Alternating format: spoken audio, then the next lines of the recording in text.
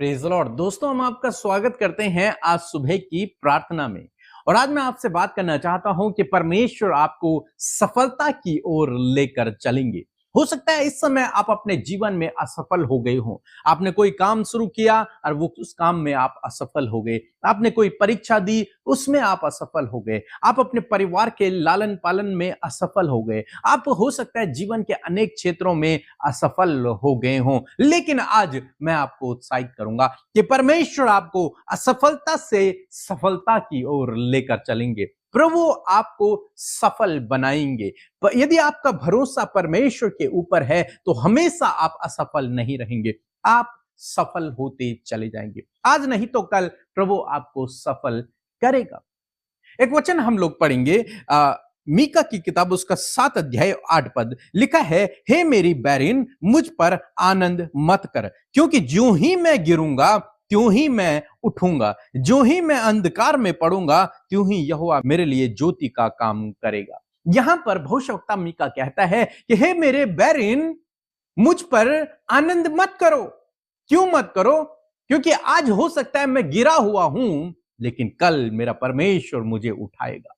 लिखता है कि जो ही मैं गिरूंगा त्यों ही मैं उठूंगा, जो ही मैं अंधकार में पड़ूंगा त्यों ही मेरा परमेश्वर मेरे लिए ज्योति का काम करेगा। यदि दूसरे शब्दों में मैं कहूं तो जो वो कहता है कि जैसे ही मैं गिरूंगा वैसे ही प्रभु मुझे फिर से उठ खड़ा करेगा। बाइबल कहती है धर्मी जन 7 बार गिरेगा लेकिन परमेश्वर उससे फिर से खड़ा करेगा। आप वो धर्मी जन हैं। हो सकता है आप असफल हो गए हो, लेकिन यदि आपका भरोसा परमेश्वर पर है तो वो आपके लिए ज्योति का काम करेगा और आपको वो ऊपर उठाएगा, आपको वो सफल करेगा, आपको वो आगे बढ़ाएगा। परमेश्वर आपके लिए करेगा। हो सकता है इस समय असफलता आपके जीवन में हो, जीवन में उतार चढ़ाव आते हैं, हो सकता हो इस समय, लेकिन आने वाले दिनों में आप अपने जीवन में सफलता को देखेंगे। हो सकता है अभी आप स्ट्रगल कर रहे हैं, लेकिन आने वाले दिनों में आप परमेश्वर के अद्भुत आश्चर्य कर्मों को अपने जीवन में देखोगे, आप सफलता की ओर बढ़ते चले जाओगे। हम हारून के जीवन में देखते हैं, मूसा ने हारून को एक जिम्मेदारी दी, लेकिन जब मूसा पहाड़ पर परमेश्वर के साथ में था और उससे काफी दिन बीत गए थे, तब इजरायलियों ने हारून पर दबाव बनाया कि तू हमारे लिए एक बछड़ा बना, हम कहेंगे कि इसने हमें छुड़ाया है, हमारे लिए एक देवता बना।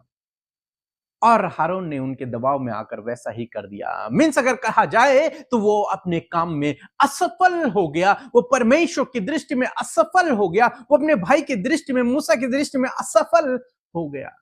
उसने सारे इजरायलियों से पाप करवा दिया। हालांकि उसका दंड इजरायलियों को मिला, लेकिन कुछ समय बाद परमेश्वर ने फिर से उसी हारून को उठाया।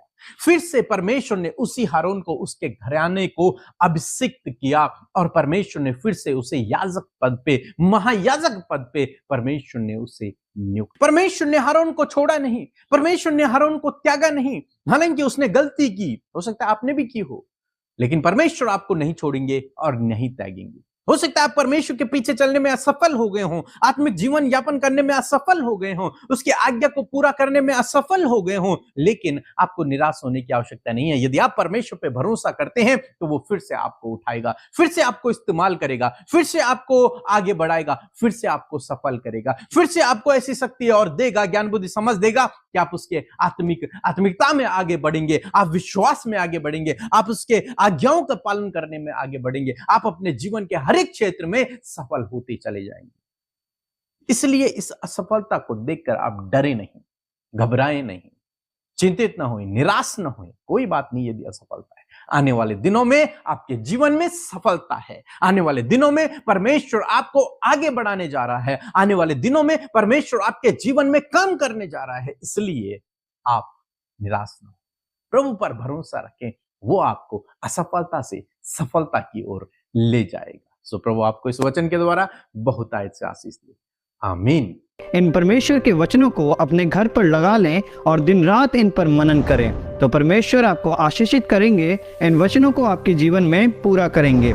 यदि आप इन वचनों को प्रेम में चाहते हैं तो इस नंबर पर कांटेक्ट